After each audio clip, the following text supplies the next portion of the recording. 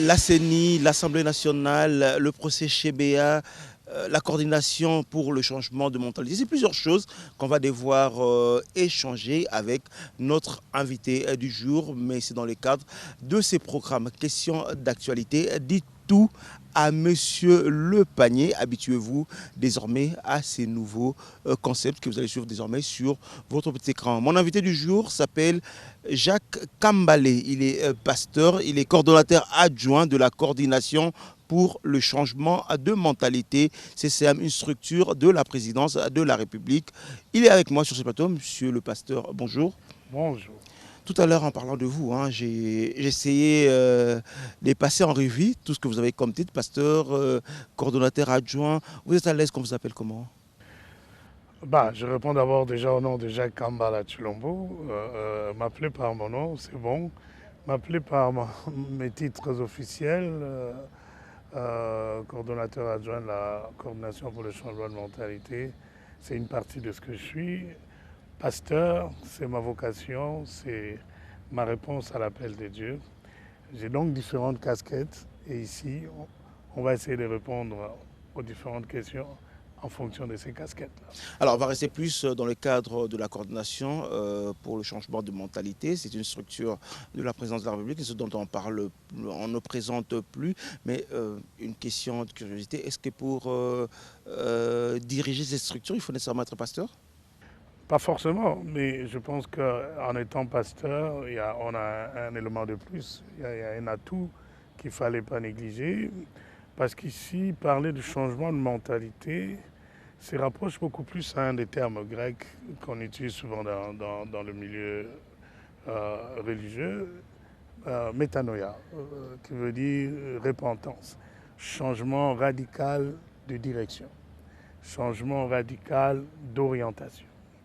En changeant la mentalité, nous, non seulement nous changeons la perception, mais le fond de l'autre Congolais pour prendre une autre orientation, amenant la nation vers le développement. Donc, étant donné que le plus grand travail ici, c'est l'homme congolais. Le problème du Congo, c'est d'abord pas les lois qui manquent, c'est d'abord pas les infrastructures ou les structures qui pourraient amener vers le développement, c'est l'homme, c'est le problème de l'homme.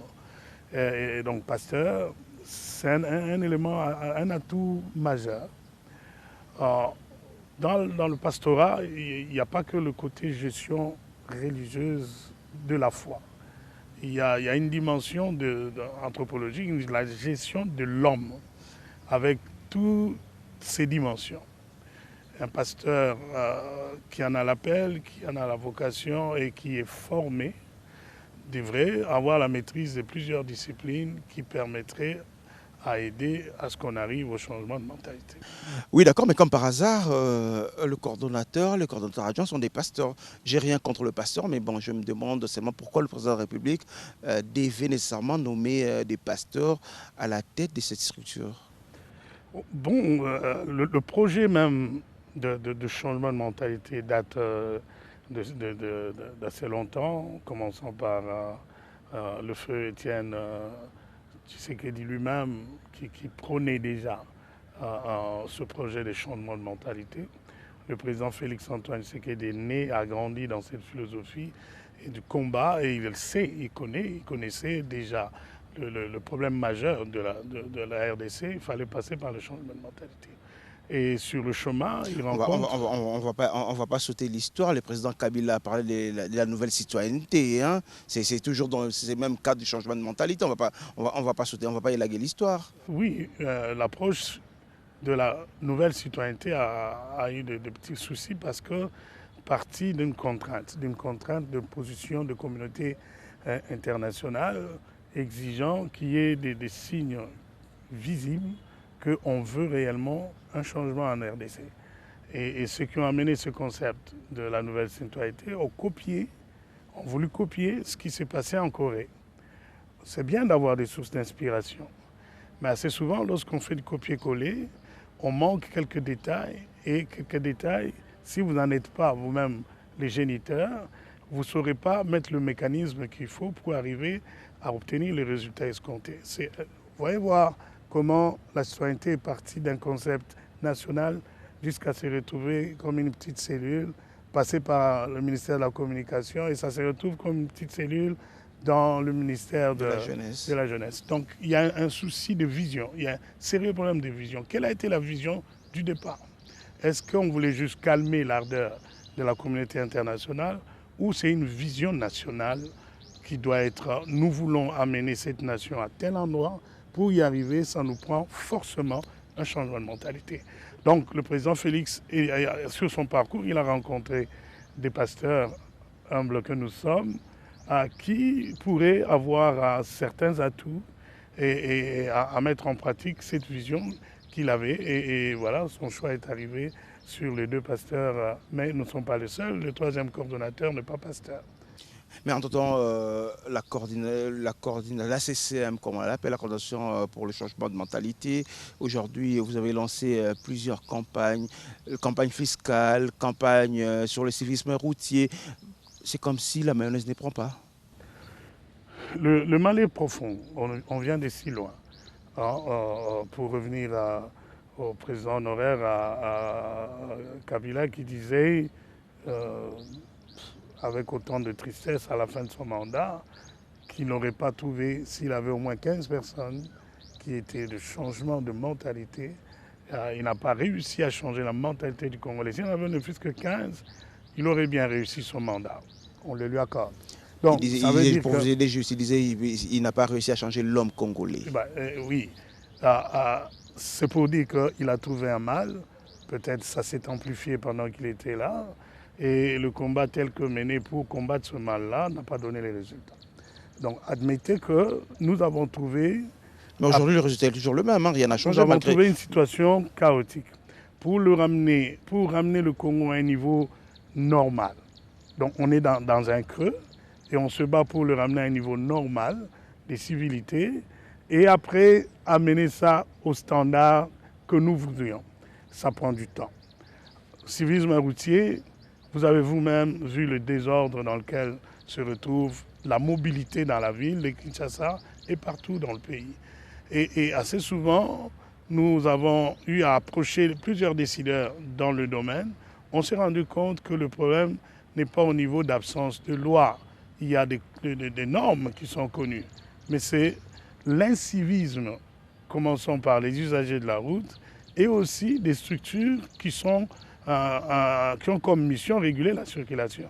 Dans différents corps, il y a plusieurs antivaleurs qui donnent comme résultat tous les désordres qu'on a ici. Mais curieusement, celui qui devait celui qui devait être le modèle, celui qui devait être l'exemple du petit peuple, l'exemple du citoyen lambda ne donne pas comme si vous devez commencer par prêcher le ministre, le conseiller du président et autres autorités.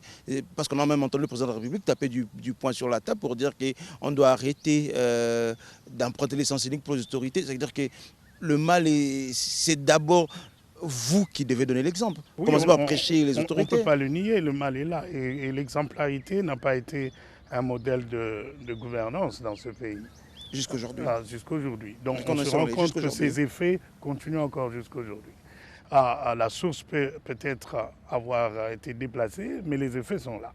Nous nous rendons compte, après 3 mois de campagne de sensibilisation au civisme routier, nous nous sommes rendus compte qu'on n'arriverait pas à avoir les résultats escomptés parce que d'abord, les autorités, les chefs de corps eux-mêmes sont le problème. Il faudrait, donc on a fait notre rapport au niveau du cabinet du chef de l'État et le chef de l'État s'en est imprégné, il en a parlé au Conseil des ministres, les instructions sont données. Nous avions eu, après cette réunion-là, une première rencontre téléphonique avec le Premier ministre. On a largement discuté sur la question. Et le Premier a réuni le mercredi de la semaine dernière plusieurs décideurs dans ces secteurs-là et a donné des instructions. Actuellement, nous sommes en pourparlers avec le ministère du Transport pour arriver à se prendre en charge les volontaires qui sont impliqués dans cette campagne-là parce que le constat est tel que la population ne veut pas qu'on arrête. On n'avait pas assez de budget, assez de moyens pour continuer, nous, la CSM, et on a amené la question au plus haut niveau pour qu'on dise, voilà, après 3 mois de travail sur terrain, la population préfère faire affaire avec les volontaires qui maintenant ont muté non seulement de la mission de sensibiliser, ils ont muté vers la mission de réguler la circulation. Et le mal est profond, on doit l'admettre ici.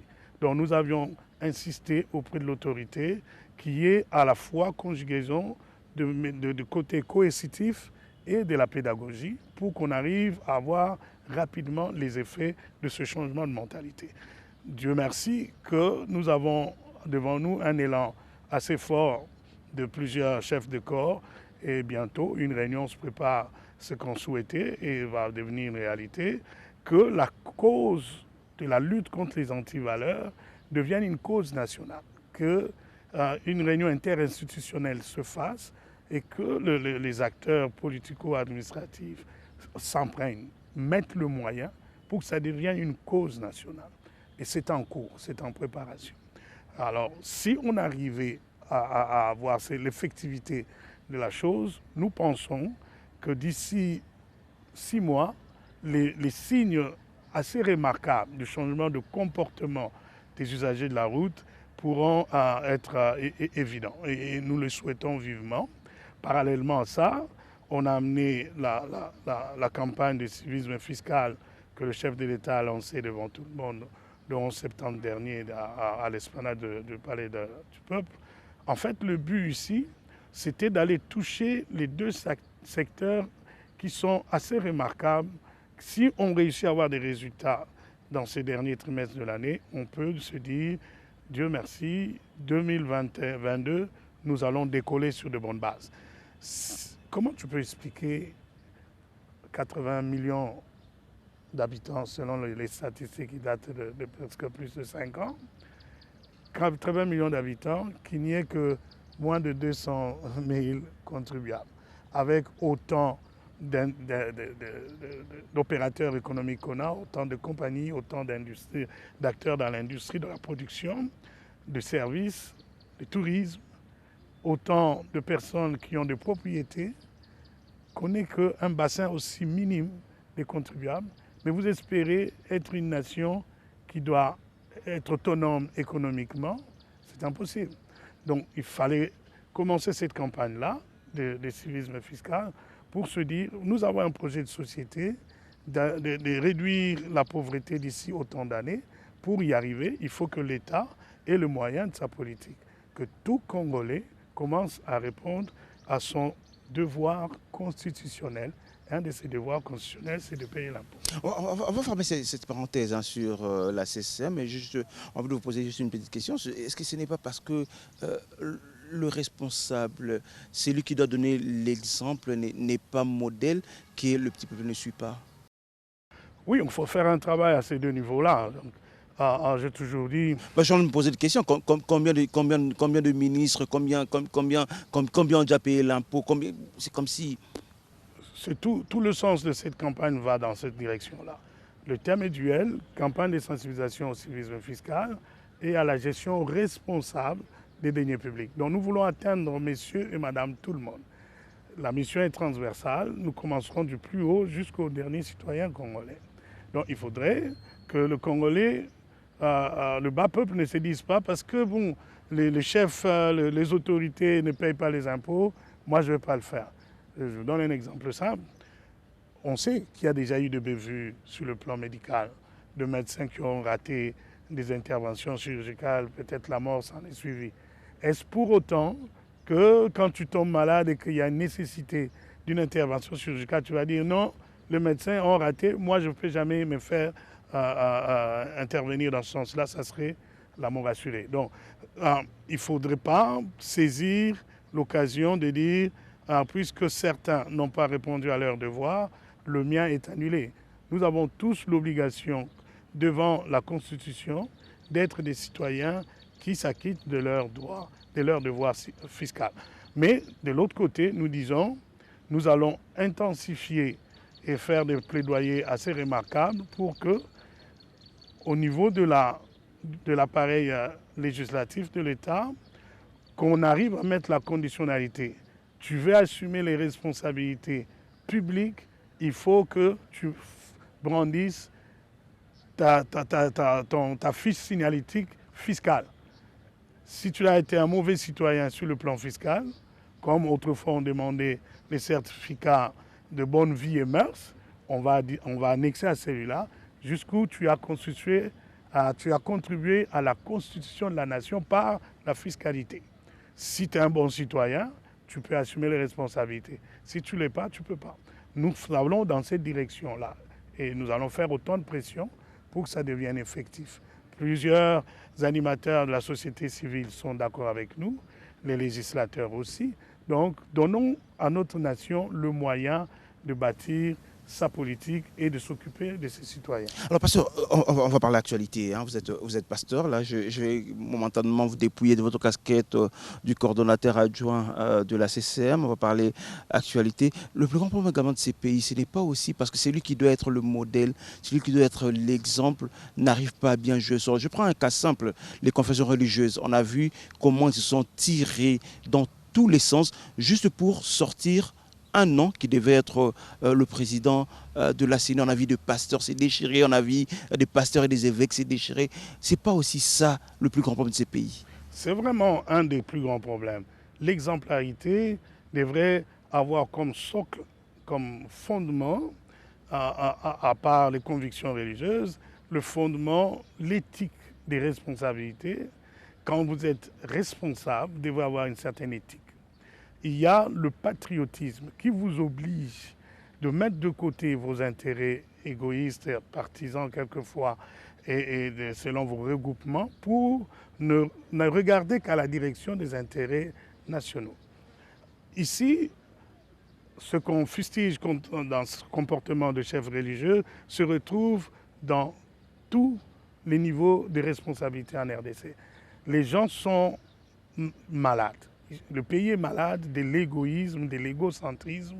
On privilégie les intérêts quelquefois éphémères d'un groupe de gens, de lobbies. Je vais aller droit au but. C'est à notre honte, leaders religieux, qu'on arrive aujourd'hui à dire les églises ont failli. Même pour nous citer, nous donner un seul nom, il y a incapacité d'avoir le consensus. Mais c'est quoi le vrai problème? C'est parce qu'une catégorie de religieux travaille à la solde d'une catégorie de politiciens et de certains lobbies qui ne veulent pas du programme du chef de l'État, le président Félix-Antoine Tshisekedi Tshilombo, qui commence par la lutte contre la corruption dans toutes ses formes.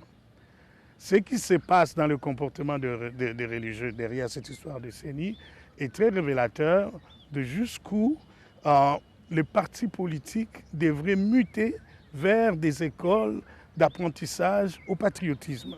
Nous croyons à cela, à ce changement de mentalité et du rôle des partis politiques, de un, de deux, que l'Église doit s'amender elle-même.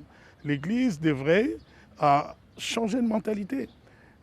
Nos amis, je m'excuse, nos amis de la SENCO et de l'ECC qui se sont... J'attendais que vous les citiez. Hein. Moi, je ne suis pas quelqu'un qui va derrière le mur pour ne pas faire les choses, je vous l'ai dit en face.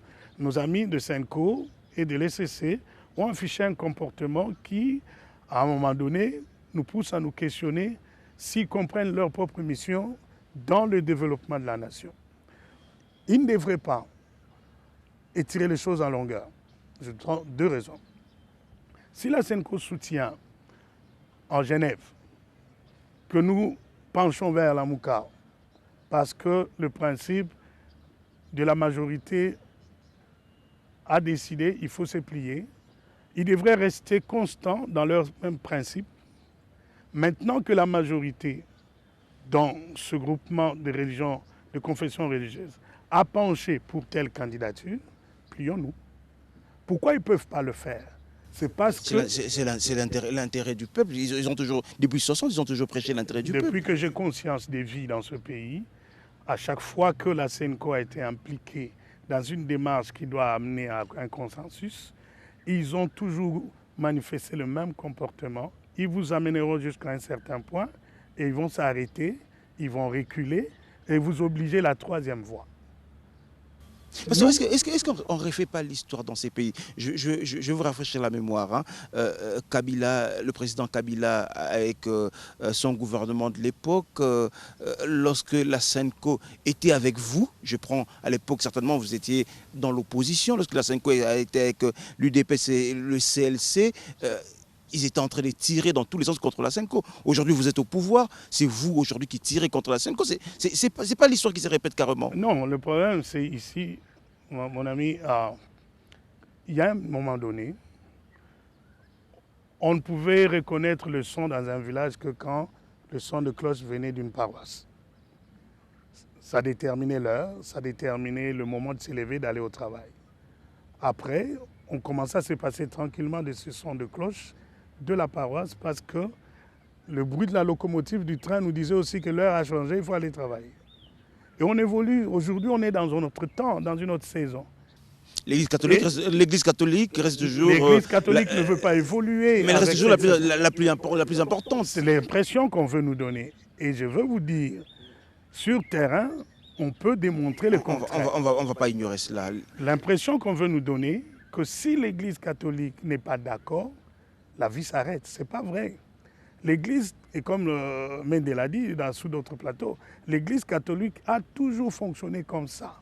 Elle a toujours été à la solde de lobby. Vous allez évoluer ensemble dans les ententes, vous arriverez à un moment donné, vous allez les voir commencer à battre en arrière et vous imposez une troisième voie. Voilà c'est à quoi on a été toujours confronté quand on a affaire à l'Église catholique en général et après à la SENCO. Malheureusement, les Congolais d'aujourd'hui, du moins ceux-là qui soutiennent ces tendances-là, veulent nous amener à faire du copier-coller. Vous étiez bien avec eux hier, pourquoi aujourd'hui vous les rejetez? Non, on était bien dans une cause. Et quand on défendait cette cause, on avait des objectifs communs. Si vous sortez des objectifs communs, nous avons le devoir de vous interpeller, dire non, messieurs, on ne s'était pas convenu comme ça. Malheureusement, la SENCO a toujours fait montre de beaucoup d'hypocrisie. Vous ne pensez pas qu'en critiquant la SENCO ouvertement comme ça, vous êtes entré, je prends vous, c'est-à-dire que le pouvoir, Tshisekedi, vous êtes en train de vous tirer une balle dans le pied? Non, parce qu'aujourd'hui, la gratuité de l'enseignement bat des l'aile parce que les écoles catholiques ont dit carrément il y a un souci. Non, les écoles catholiques ne veulent pas adhérer. Ils n'ont pas dit qu'il y a un souci. Ils ne veulent pas adhérer. Laisse-moi faire le point entre le premier point et celui-ci.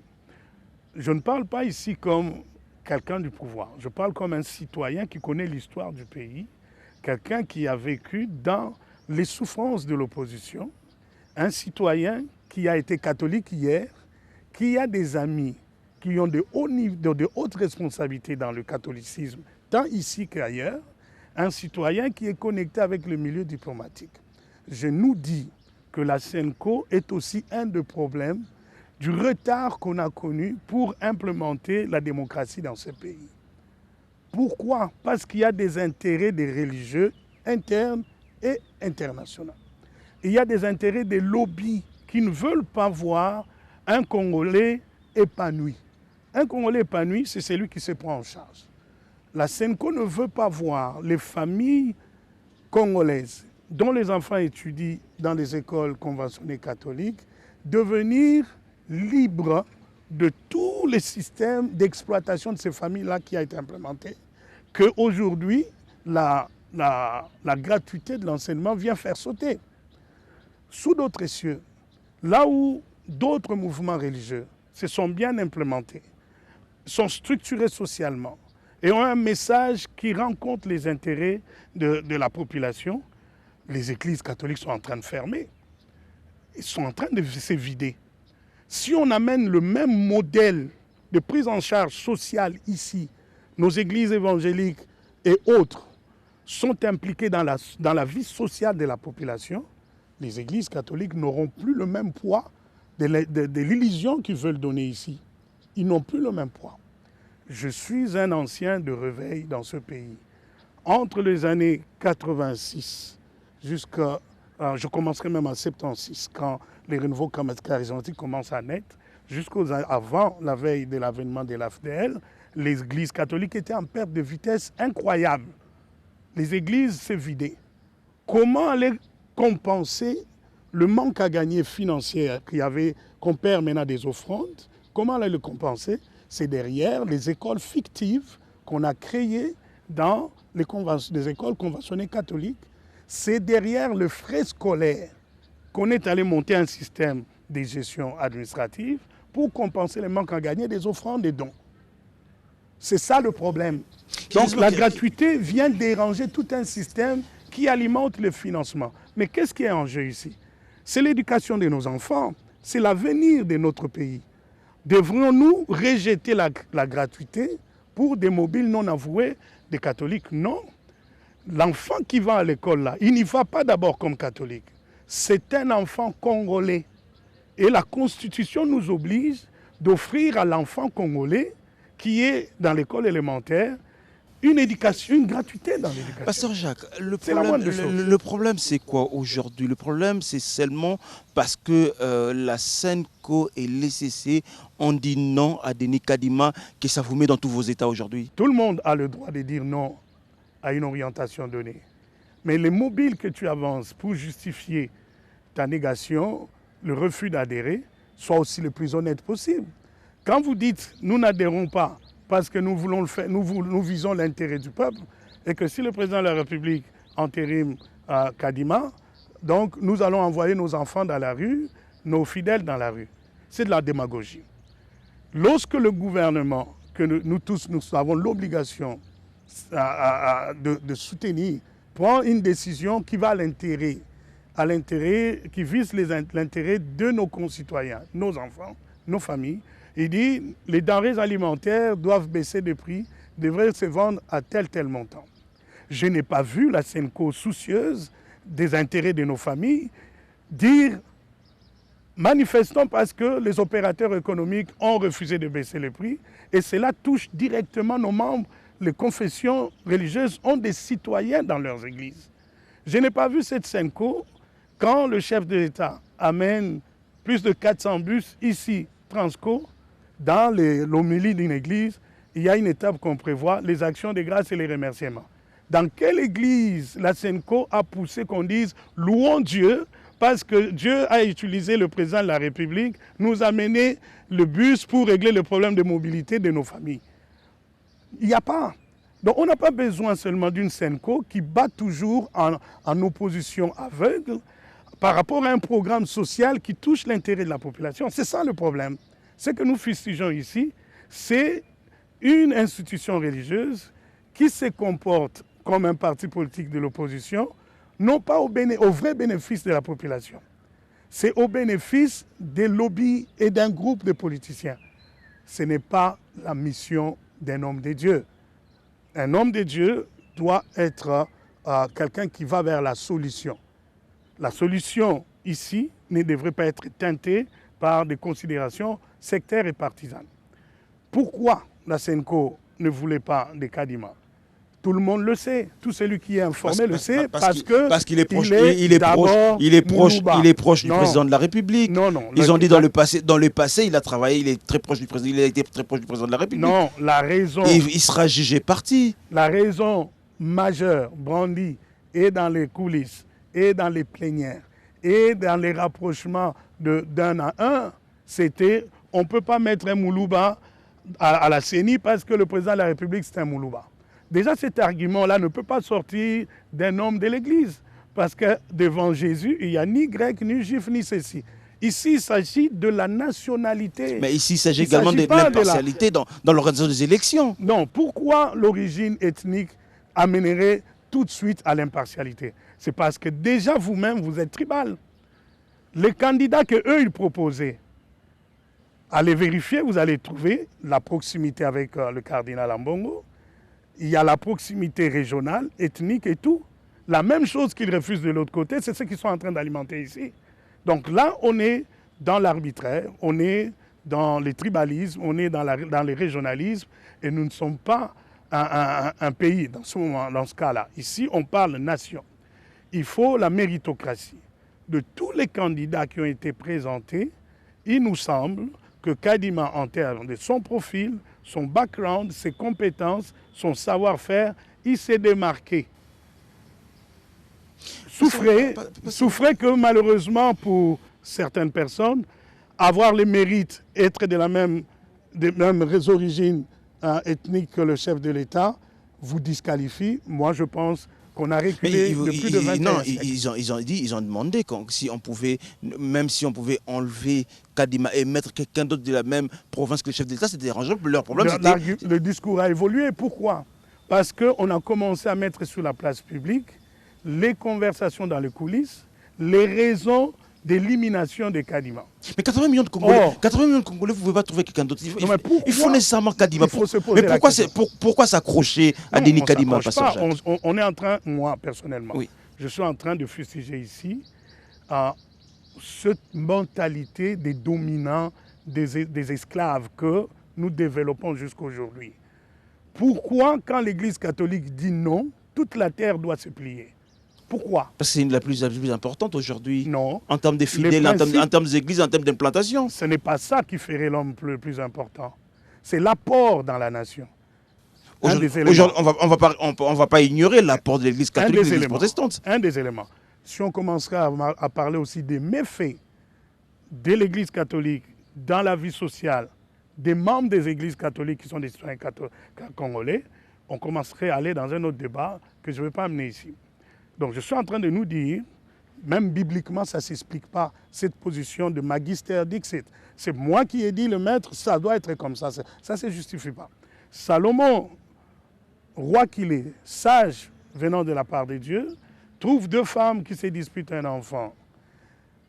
Il trouve la sagesse de dire, OK, on va partager cet enfant en deux. Il voulait aller voir la vraie mère. La vraie mère dit, je préfère que mon enfant soit en vie, même entre les mains d'une autre personne. La fausse mère, elle n'a rien à foutre, elle n'a rien à gagner de voir que tout s'écroule. Tout ce qu'il veut, c'est que moi, je sois reconnu. C'est ça l'attitude de l'Église catholique. La nation peut vivre sans l'Église catholique. La vraie bergerie, le pastorat dirait, est-ce qu'il y a du positif derrière l'élection de Kadima? Oui, il y en a deux au moins. Il a les compétences, il en a le profil. Il est aussi proche du président de la République. Non, ça c'est subjectif.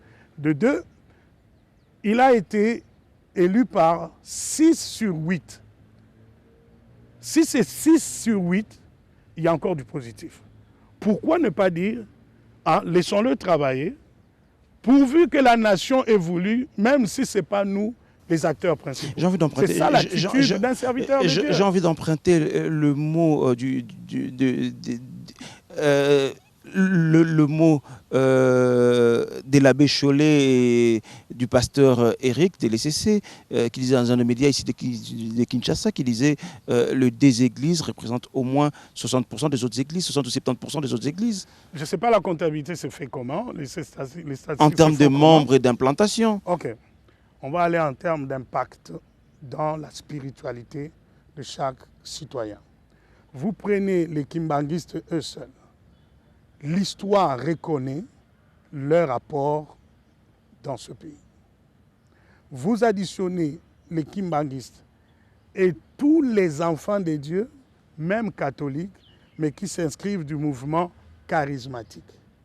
L'Église catholique commence à se fondre. Vous prenez l'ECC, vous sortez de l'ECC, toute la communauté de l'ECC qui se réclame d'être des évangéliques. L'ECC se fond. Donc, je ne sais pas sur base de quoi. Vous n'avez pas peur aujourd'hui des marches qui vont commencer?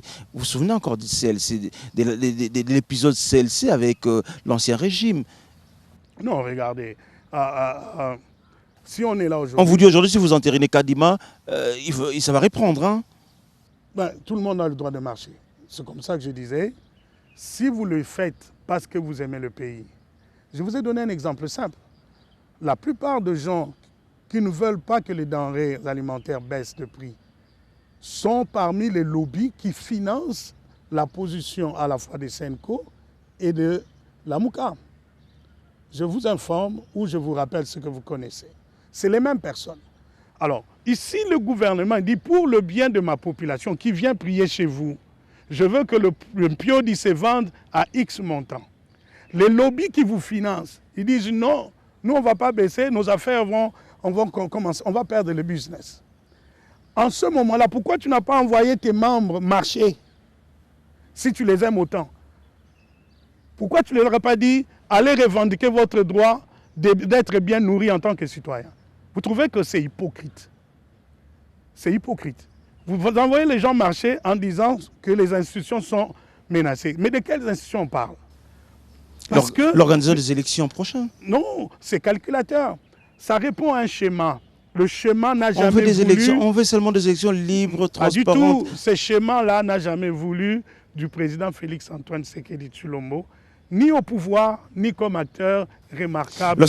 Lorsqu'ils sont venus soutenir les consultations, vous n'avez pas prêché ainsi, hein? C'était pas ces discours, on les a fait venir, ils sont venus en consultation. Ils ont soutenu les consultations pour... Comme tout citoyen congolais voulait un changement absolument. Là, vous étiez amis. On les a appelés comme tout citoyen congolais.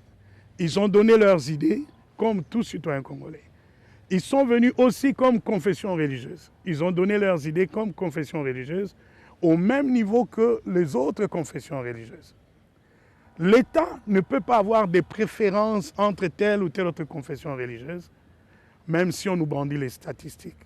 L'État les gère comme des institutions ou des organisations qui ont leur part dans l'éducation de la nation. Il ne faut pas amener l'État à avoir des préférences jusqu'où on peut se dire, si les deux-là ne sont pas d'accord, permettez-moi, est-ce que les gens connaissent l'histoire de la création de l'ECC? Pourquoi Mobutu a tout fait pour qu'il y ait ECC? C'est lorsqu'il a vu que le cardinal Malula commençait à aller contrairement à la vision du MPR. C'est comme ça que l'ECC a été créé. Je ne vous fais pas dire, vous n'allez pas me dire que vous allez dédoubler l'Église catholique? Non, je nous dis, l'Église devient un instrument à la solde d'un pouvoir lorsque les intérêts du peuple ne sont plus le centre de sa mission. Et l'ECC ne va pas prêcher à la sainteté ici aujourd'hui. Nous connaissons l'histoire. Nous savons qui compose l'ECC. Une des composantes de l'ECC, c'est à l'époque KDC, aujourd'hui KDC aujourd'hui. Dans KDC, il y a plusieurs églises comme la Borne et autres, des assemblées de Dieu. Cette partie-là fait partie de l'ICC, mais proche du président de la République, parce que le président prie dans une des branches de KDC qui est Philadelphie. Aujourd'hui, ceux de l'ECC qui se disent être soustraits de la manne, étant de l'autre côté, trouvant que Philadelphie et KDC sont les seuls à profiter de la proximité avec le président, ils s'érigent en opposants. Il n'y a plus rien de spiritualité là-dedans. Vous ne trouvez pas que vous êtes en train de politiser l'Église aujourd'hui? Non, je suis en train ici de dire, attention, ne politisons pas ces choses, ne disons pas non plus de fausseté à la population, n'envoyons pas nos enfants dans la rue avec des mobiles impurs, parce qu'il n'y a plus rien de pur dans leurs mobiles. Je vous parle comme un homme de Dieu. Lorsque le pouvoir Kabila disait ça, vous n'y croyez pas, hein? Aujourd'hui, vous leur donnez raison. On n'a jamais, moi personnellement, depuis qu'on est là au pouvoir, on n'aurait jamais entendu m'attaquer aux individus dans le régime Kabila. Jamais.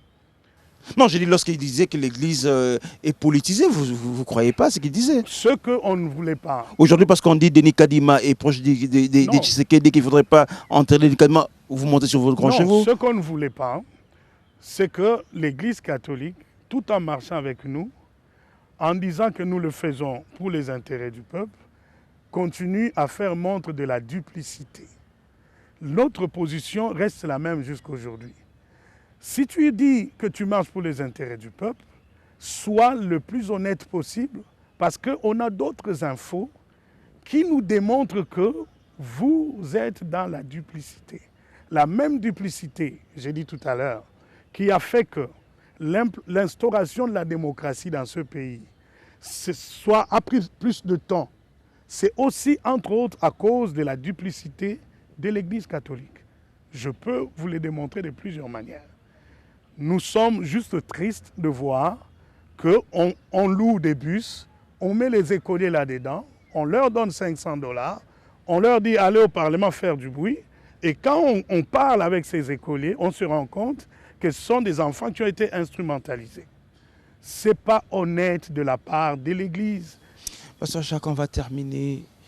Vous ne pensez pas que vous risquez d'avoir beaucoup d'opposants autour de votre pouvoir? Vous aurez l'Église catholique, l'Église protestante, Martin Fayoulou, Moïse Katumbi. Là, c'est déjà la même chose. Même si la liste est éclatée, c'est le même ensemble. Moïse Katumbi qui avait dit que Kadima était la ligne rouge. Aujourd'hui, si le président de la République entraîne Kadima, ce sera la ligne rouge.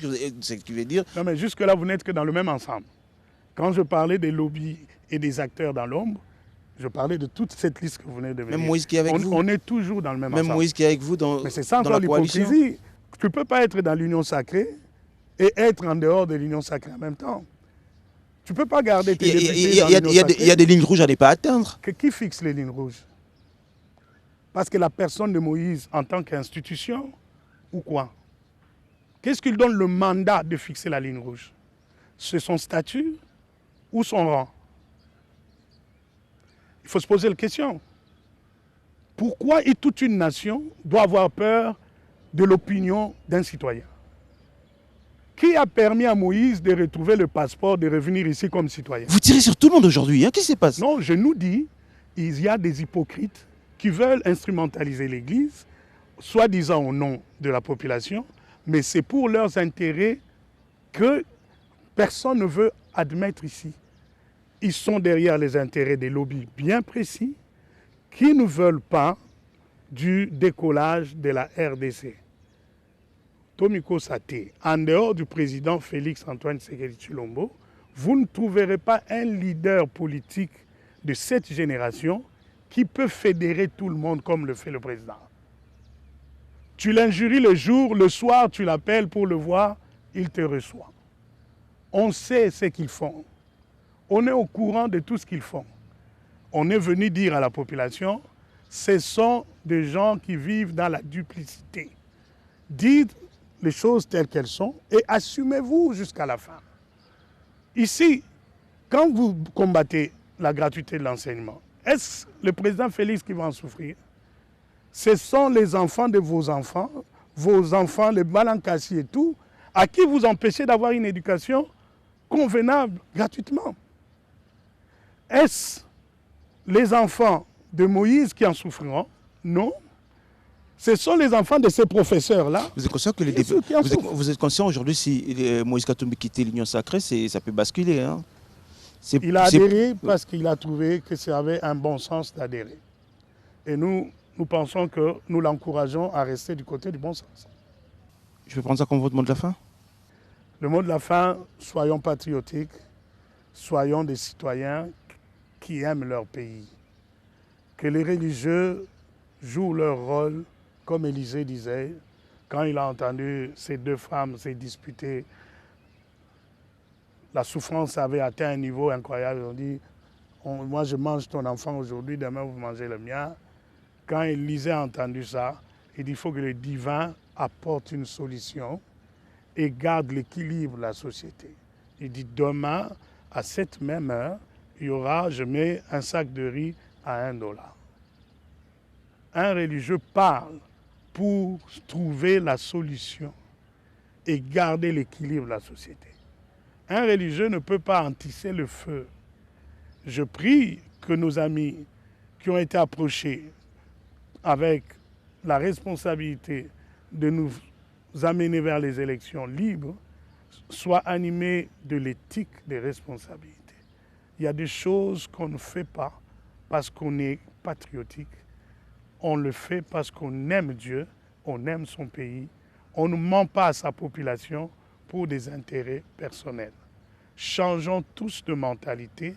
Changeons maintenant pour l'amour du Congo. Voilà ce pourquoi je suis venu devant vous aujourd'hui. Pasteur, le peuple d'abord a toujours sa raison d'être ou bien, comme disent les communs qui n'ont aujourd'hui, le ventre d'abord? Le peuple d'abord, c'est un objectif. On dit aujourd'hui que ça devient un discours creux. Ça devient... On a déjà fini. Hein, ça doit être effectif si tout le monde vise le peuple d'abord. Mais si tu dis comme un slogan, Yiria, ya, Ria, Ria, c'est servir As-tu été? Parce que tu sais que c'était normalement servir, non se servir. Nous ne sommes plus dans cette période-là. Quand on dit le peuple d'abord, ça ne doit pas être un slogan. Ça doit être un mode de fonctionnement. Nos valeurs sont tournées vers les intérêts du peuple d'abord. Ma gouvernance, ma gestion des deniers publics vise le peuple d'abord. Mon homélie de dimanche parle du peuple d'abord. 3 ans, on va terminer par là, c'est la dernière question. 3 ans de Félix Tshisekedi, on retient quoi du peuple d'abord? On retient un président qui lutte contre des antivaleurs qui ont eu des racines pendant plus de 3 républiques. Maintenant, le président seul ne peut pas changer la mentalité des Congolais. Il faut que nous tous nous en fassions notre cause. Comme les Chinois avaient dit, nous devions être parmi les plus grandes nations du monde. Et ils y ont travaillé. Mao Tse-tung a donné l'impulsion. Ils ont travaillé jusqu'à arriver là. Prenons cette cause comme la nôtre. Travaillons tous ensemble. Combattre le peuple d'abord, ce n'est pas combattre Félix, président de la République. C'est combattre ta propre vie et l'avenir de tes enfants. Si tout le monde commence à voir les choses comme ça, 3 ans, c'est 3 ans de réformer. Je disais, on est venu d'un creux. Nous devons niveler, arriver au niveau normal et après commencer à bâtir. Et ça prendra plus d'1 mandat. Même les 2 mandats que ferait le président Félix ne nous amènerait pas à un résultat vous voyez déjà le 2e mandat avec Denis Kadima. On a fini. Mesdames et messieurs, merci de nous avoir regardés. À très bientôt sur votre petit écran. Ça sera avec notre invité. Au revoir.